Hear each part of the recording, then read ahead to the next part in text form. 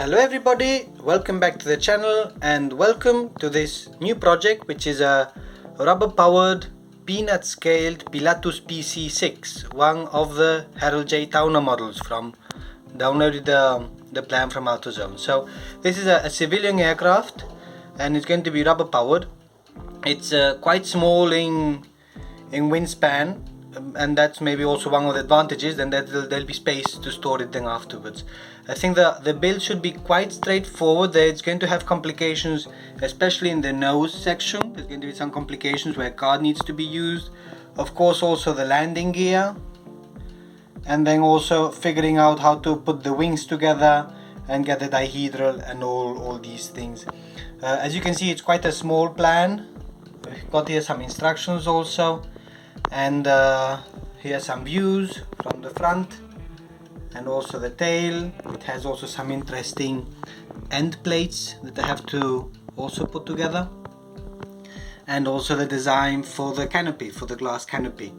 So what I'm going to do, I'm going to start to build it up. It says here 1/16 to 1/20, which is like 1 millimeter maybe, I'm not sure how much. I'll be using some of the balsa strips that I have from previous models, and start to build up the fuselage side.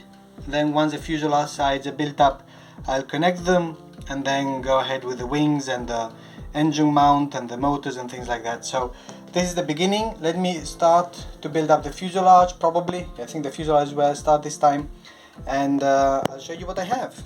So one side of the fuselage is complete. I'm just taking out the pins, and it is very small in comparison to other models that I've been doing recently. Let's see if I do not break it.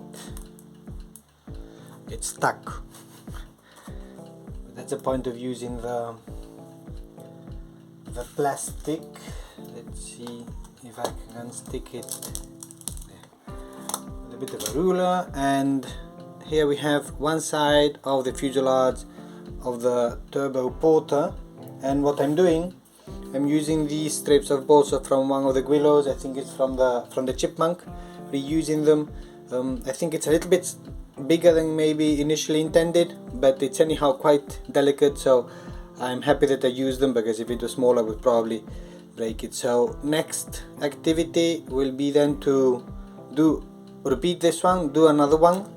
For that I've already got one piece ready, which is this piece that actually shows where the door goes, right? So this one, I made two of them already right away, and I'll do the other one, and then I'll start to somehow join them together with the shape of the fuselage. I've managed to put together the fuselage, as you can see. The next steps will then be to join the tail section, put also the connectors in there, measure them out, and also put on the tail wheel, which will be a wire somehow bent around, which I'm not sure, and then bound. I've got some experience now binding wire to places with CA, so I'm not too worried about that. One of the challenges that I always have, and I'm not sure if I'm the only one, is that when bringing together the nose part, the parts don't bend in the same. You see, even if the wood is the same stock wood or something, it doesn't really bend in the same. On the bottom it's even worse, because I think one piece is cracked. So if I try to bring it in, as you can see here, one side bends in, the other one doesn't. So I might need to crack it there also. So it's always one of the complicated things to make sure that things actually are as straight as possible. So anyhow, that's going to be then the next step on the fuselage. And also another step is also to build this kind of nose cone. As you can see, that's a characteristic to this Pilatus. And here the instruction says it's paper tube made by rolling around dowel with plenty of glue. So it's like 1 millimeter thick, so I'm not sure how much paper I'm going to need. So probably I'll have to cut a strip of paper, glue it together, and I was thinking of doing it of wood also, because it's going to take quite a lot of pressure. And then this paper tube somehow has to go into this kind of nose block. So this whole nose section is I would say quite complicated, or not completely clear to me how to do it. So that's going to be then a little bit of a challenge, and I was thinking of doing it of wood, maybe just carve it out, make a big piece and then carve it out, but in honor of trying to make it as let's say as original as possible, then I'm going to at least give it a try with the paper tubing and see how I do it. So it'll be a little bit of carving, putting things together. That's going to be nice and fiddly. And an update of what I've been doing. So doesn't look like much, but what I've done here, I've glued here the tip, the rear tip of the fuselage, trying to keep it in the middle, and the next step is going to be to putting here these connecting pieces. And then the other part is this, which doesn't look like much, but actually a lot of work is going into it. So let me take it apart. I haven't glued it completely, so let's see if I can take it apart and not break it. So let's see, there. So this is the nose block. This is somehow indicated, it's this piece here. It says to build it, fix the paper tube, and then carve it to shape. So that's what I've done. This is the shape that it's going to go into, so I might actually need to transfer that same shape to the other side. Took a little bit of effort, but nice. Using balsa is good. What has been very new has been the paper tube. So first of all, I did a paper tube. I needed something like 12 millimeters. This pen was the thing that I found closest to it, so I used this to wrap around the paper. I then had to split the paper because it was glued to this, of course.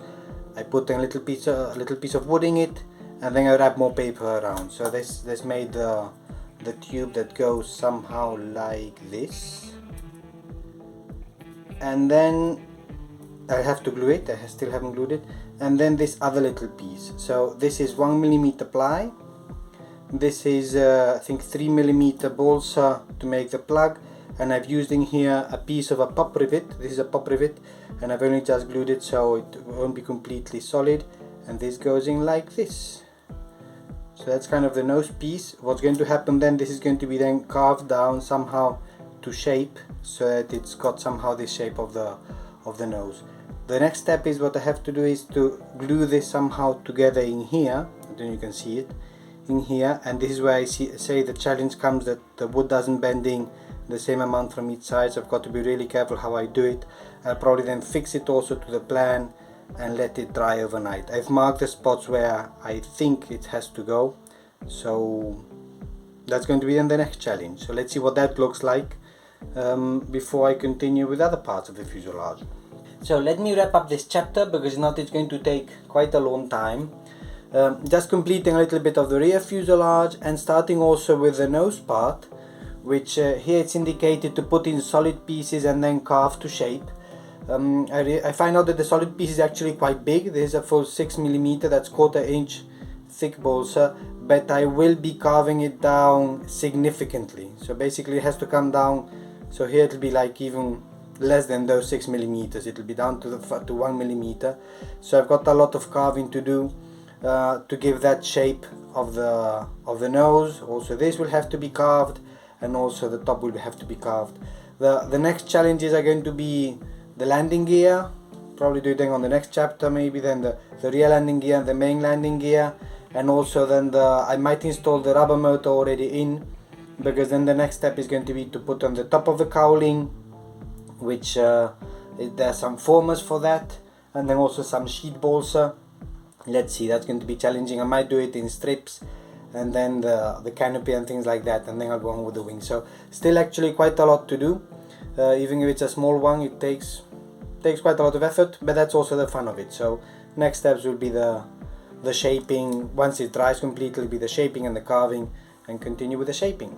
So in any case, as always, thank you everybody for watching, and I'll see you next time.